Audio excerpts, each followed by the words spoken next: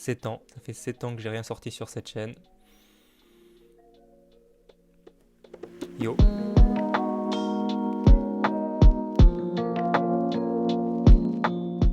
En gros, j'ai fini mes études en illustration l'année passée et là, en ce moment, je bosse sur ma toute première bande dessinée qui devrait normalement sortir cet automne. Franchement, c'est une dinguerie. Et en ce moment, c'est assez intense, il y a pas mal de stress, la deadline qui approche. Et malgré tout, j'ai l'impression que c'est maintenant qu'il faut que je commence à refaire des vidéos. Car déjà, il n'y aura jamais de moment parfait. Et puis, je pense que c'est un moment important de ma vie et que dans quelques années, je serai hyper reconnaissant d'avoir des enregistrements de cette période, je puisse me remémorer mes réflexions, mes doutes, mes lectures que j'ai eues pendant le processus. Et j'aime bien l'idée d'avoir en fait, en quelque sorte, une sorte de making-of de ce futur livre. Ça fait très longtemps évidemment que je veux refaire des vidéos, mais tu connais les bails, t'es freiné par la vie, les problèmes de santé, le regard des autres, mais surtout par toi-même qui veut faire les choses bien, mais ce bien t'empêche justement de juste faire les choses. Donc voilà, peu importe le résultat, leur durée ou leur qualité, cette année, je me suis décidé à sortir une vidéo par mois pour vous partager, archiver des petits bout de ma vie et vous raconter mes débuts dans le monde de la BD. Donc en gros c'est ça le plan, donc si ça vous botte, let's go, on y va. Ok, si, projet de BD, mais ça sort d'où et ça parle de quoi? Alors, je pense que je vais pas trop rentrer dans les détails maintenant, je vais plus vous en parler dans les prochaines vidéos, mais en gros, c'est un projet de diplôme que j'ai fait il y a à peu près 2 ans et demi quand j'étais à l'ESBDI, et suite à ça, j'ai eu la chance de pouvoir signer un contrat d'édition avec une maison d'édition genevoise pour ce projet, qui n'était pas totalement abouti. Du coup, là, je me suis remis dessus et du coup, je recrée des nouvelles scènes et j'améliore celles qui étaient déjà existantes. Ces dernières semaines, justement, j'ai passé pas mal de temps à refaire des anciennes planches. Je me suis dit qu'avancer là-dessus, ça devrait aussi m'aider à me mettre en rythme. Voilà, là, vous pouvez jouer au jeu des 7 différences. Je dirais que dans l'ensemble, c'est un peu plus vivant et arrondi.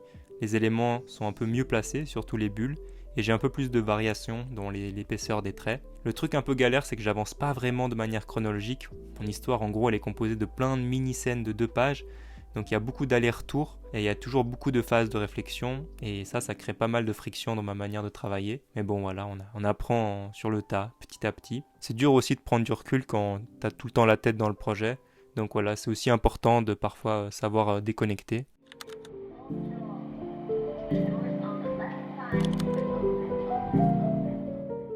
En ce début d'année, je suis allé un week-end à Bruxelles pour rejoindre un pote qui étudie là-bas. C'était la première fois que j'allais en Belgique et c'était grave cool de faire un truc qui sort totalement de ma routine. On s'est surtout pas mal baladé. C'est marrant comme t'as pas mal de trucs liés à la BD dans les rues.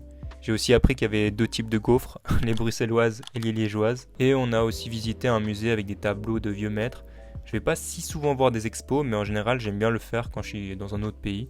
C'était relativement court, mais c'était très cool de commencer l'année avec ça. Donc shout out Big SO à mon gars Louis. D'ailleurs en parlant de musée, je suis aussi allé voir il y a quelques semaines une rétrospective sur Félix Vallotton, qui est un peintre, graveur franco-suisse.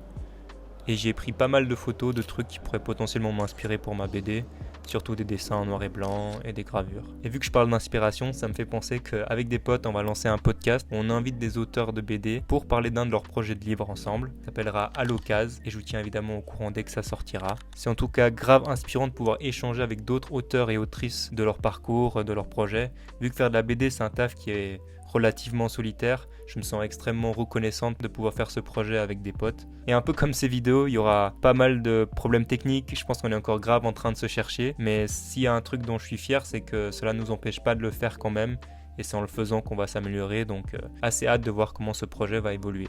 C'est pas simple, mais en ce moment, j'essaie vraiment de trouver un bon équilibre entre le fait de travailler sur ma BD, de malgré tout quand même faire des projets avec d'autres personnes, de bouger quand même un minimum, faire un peu de sport, et voilà, essayer de continuer à me nourrir culturellement pour stimuler ma créativité. Et voilà, en parlant de lecture.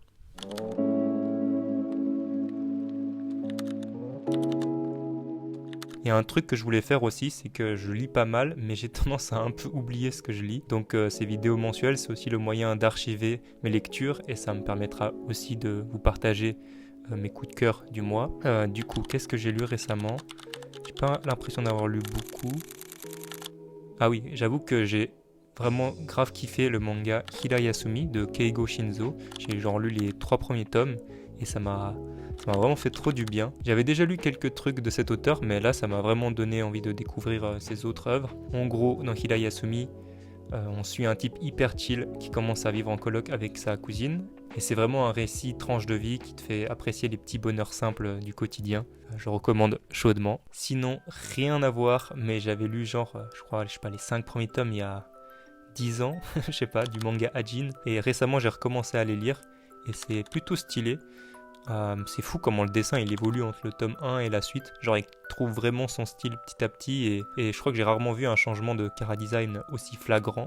Du coup c'est une histoire avec des personnages qui sont immortels et je trouve ça assez cool comment l'auteur il creuse cette thématique et il exploite plein de façons de... Par exemple comment les Hajin se régénèrent visuellement, il y a plein de trucs super intéressants. Ça faisait longtemps et ça me fait plaisir de lire des trucs un peu d'action et tout. Sinon j'ai vu quelques films aussi, pas beaucoup. Et j'ai beaucoup aimé le film After Yang d'A24 du réalisateur Kong Hanada. C'est un film d'SF ultra minimaliste, intimiste et poétique et qui traite du deuil. Voilà, je pense que ça parlera pas à tout le monde, mais j'ai trouvé ça super intéressant comment ils arrivent à faire exister un monde futuriste mais avec très peu de moyens, très peu de choses, surtout avec de l'évocation. Et vu que ma BD est aussi assez minimaliste, ça m'a pas mal inspiré. Et le perso principal est joué par Colin Farrell qui a une boutique de thé et qui fait du thé. Et ça pouvait que me plaire. Et sinon, récemment, j'ai écouté un peu ses projets. Et voilà, je crois qu'on est bon pour l'archivage culturel de janvier.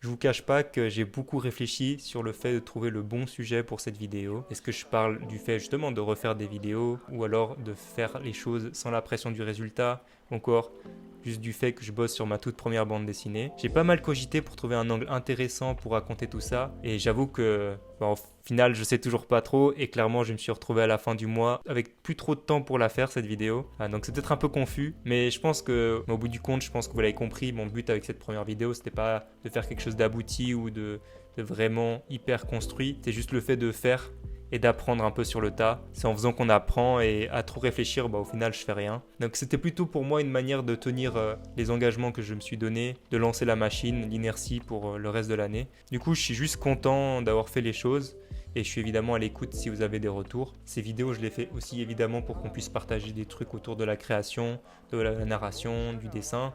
Donc voilà, si vous avez des questions ou il y a des choses que vous voulez que j'aborde au sujet de ma BD, n'hésitez pas à me le dire. Et voilà, je crois qu'on est bon, je crois qu'on est lancé. On se dit dans un mois. Force à vous pour vos projets, prenez soin de vous et de vos proches, et à la revoyure.